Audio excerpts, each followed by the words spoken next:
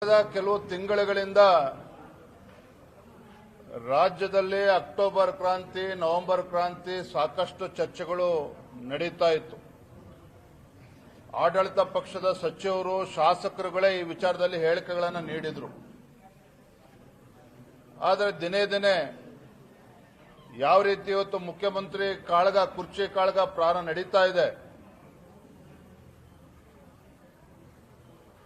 ದಿನ ಬೆಳಗಾದರೆ ತಂಡೋಪತಂಡವಾಗಿ ದೆಹಲಿಗೆ ಮಂತ್ರಿಗಳು, ಶಾಸಕರುಗಳ ತಂಡ ಭೇಟಿ ನೀಡ್ತಾ ಇರುವಂತದ್ದು.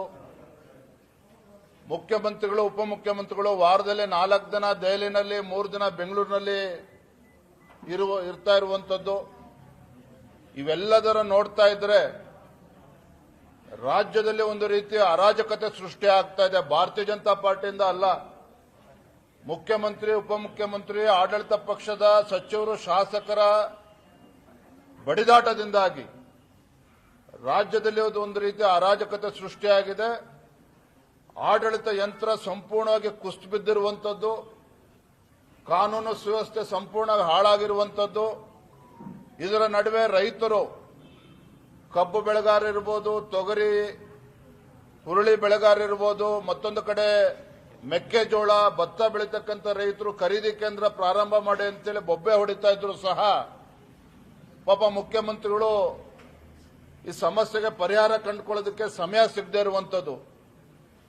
ಕಳೆದ ವಾರ ಮುಖ್ಯಮಂತ್ರಿಗಳು ಸಭೆ ಕರೆದ್ರು ಮೆಕ್ಕೆಜೋಳದ ವಿಚಾರದಲ್ಲಿ. ಕೃಷಿ ಸಚಿವರು ದೆಹಲಿಯಲ್ಲಿದ್ದರು. ಅಂದ್ರೆ ರಾಜ್ಯದ ರೈತರ ಬಗ್ಗೆ ಕಿಂಚಿತ್ತೂ ಕೂಡ ಕಾಳಜಿ ಇಲ್ಲದೇನೆ, ಅವರ ಸಮಸ್ಯೆಗಳಿಗೆ ಪರಿಹಾರವನ್ನ ಕೊಡದೇನೆ ಒಂದು ರೀತಿ ಗೊಂದಲವನ್ನ ಇವತ್ತು ಆಡಳಿತ ಪಕ್ಷದ ಸದಸ್ಯರು ಸೃಷ್ಟಿ ಮಾಡ್ತಾ ಇರುವಂತದ್ದು. ಹಾಗಾಗಿ ನಿನ್ನೆ ದಿನ ನಾನು ಹೇಳಿರುವಂತದ್ದು, ಸರ್ಕಾರದ ಪರಿಸ್ಥಿತಿ ನೋಡ್ತಾ ಇದ್ರೆ ಇವ್ರ ಯೋಗ್ಯತೆಗೆ 140 ಶಾಸಕರು ಇದ್ದು ಕೂಡ ಆಡಳಿತ ನಡೆಸೋದಕ್ಕೆ ಸಾಧ್ಯ ಇಲ್ಲ ಅಂತ ಹೇಳಿದ್ರೆ ವಿಧಾನಸಭೆ ವಿಸರ್ಜನೆ ಮಾಡಿ ಚುನಾವಣೆ ಹೋಗ್ಲಿ.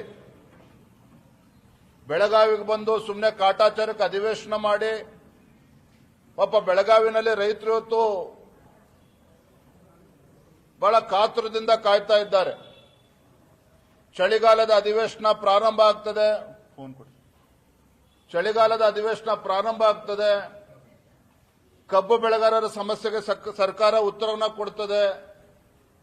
ಅದೇ ರೀತಿ ಮೆಕ್ಕೆಜೋಳ, ಭತ್ತ ಬೆಳೀತಕ್ಕಂಥ ರೈತರಿಗೆ ಸರ್ಕಾರ ಉತ್ತರನ ಪರಿಹಾರನ ಕೊಡುತ್ತೆ ಅಂತೇಳಿ ಕಾಯ್ತಾ ಇದ್ದಾರೆ. ಅಡಿಕೆ ಬೆಳೆಗಾರರು ಕೂಡ ಇವತ್ತು ಸಂಕಷ್ಟದಲ್ಲಿದ್ದಾರೆ. ಇದು ಯಾವುದಕ್ಕೂ ಕೂಡ ಪರಿಹಾರ ಕೊಡುವಂತ ಲಕ್ಷಣಗಳು ಇವತ್ತು ಕಾಣ್ತಾ ಇಲ್ಲ. ಹಾಗಾಗಿ ಆಡಳಿತ ನಡೆಸೋದಕ್ಕೆ ಸಾಧ್ಯ ಆದ ನಡೆಸಿ, ಇದೇ ರೀತಿ ಕಿತ್ತಾಟ ಮಾಡಿಕೊಂಡು ದೆಹಲಿಯಲ್ಲೇ 4 ದಿನ ಕ್ಯಾಂಪ್ ಮಾಡೋ ಬದಲು ವಿಧಾನಸಭೆ ವಿಸರ್ಜನೆ ಮಾಡಿ ಚುನಾವಣೆ ಹೋಗೋದು ಒಳ್ಳೇದು.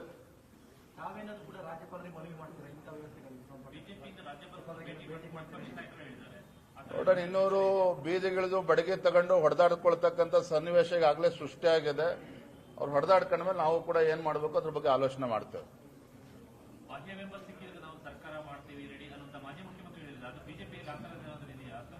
ಭಾರತೀಯ ಜನತಾ ಪಾರ್ಟಿ ನಮ್ಮ ನಿಲುವು ಸ್ಪಷ್ಟವಾಗಿದೆ. ಕಾಂಗ್ರೆಸ್ ಪಕ್ಷದ ಆಂತರಿಕ ಕಚ್ಚಾಟದಲ್ಲಿ ನಮ್ಗೆ ಯಾವುದೇ ರೀತಿ ಆಸಕ್ತಿ ಇಲ್ಲ. ನಾವು ಈ ಸರ್ಕಾರದಲ್ಲಿ ಡಿ.ಕೆ. ಶಿವಕುಮಾರ್ ಆಗಲಿ, ಮತ್ತೊಬ್ಬರಾಗಲಿ, ಯಾರೇ ಹೊರಗಡೆ ಬಂದು ಅವ್ರಿಗೆ ಬಾಹ್ಯ ಬೆಂಬಲ ಕೊಡೋದಾಗ್ಲಿ, ಅವ್ರ ಬೆಂಬಲ ನಾವು ತೆಗೆದುಕೊಳ್ಳೋದಾಗ್ಲಿ, ಅದು ಪ್ರಶ್ನೆ ಉದ್ಭವ ಆಗೋದಿಲ್ಲ. ರಾಜ್ಯದ ಮತದಾರರು ನಮಗೆ ವಿರೋಧ ಪಕ್ಷದಲ್ಲಿ ಕೂರಿಸಿದ್ದಾರೆ. ಒಂದು ವಿರೋಧ ಪಕ್ಷವಾಗಿ ಒಂದು ಜವಾಬ್ದಾರಿಯುತವಾಗಿ ಯಾವ ರೀತಿ ನಡೆದುಕೊಳ್ಬೇಕು ಅದು ನಾವು ಕೆಲಸವನ್ನ ನಾವು ಮಾಡ್ತಾ ಇದ್ದೇವೆ. ಹಾಗಾಗಿ ನಾವು ಅದ್ರ ಬಗ್ಗೆ ಯಾವುದೋ ಚರ್ಚೆ ಮಾಡುವಂತ ಪ್ರಶ್ನೆನೇ ಇಲ್ಲ.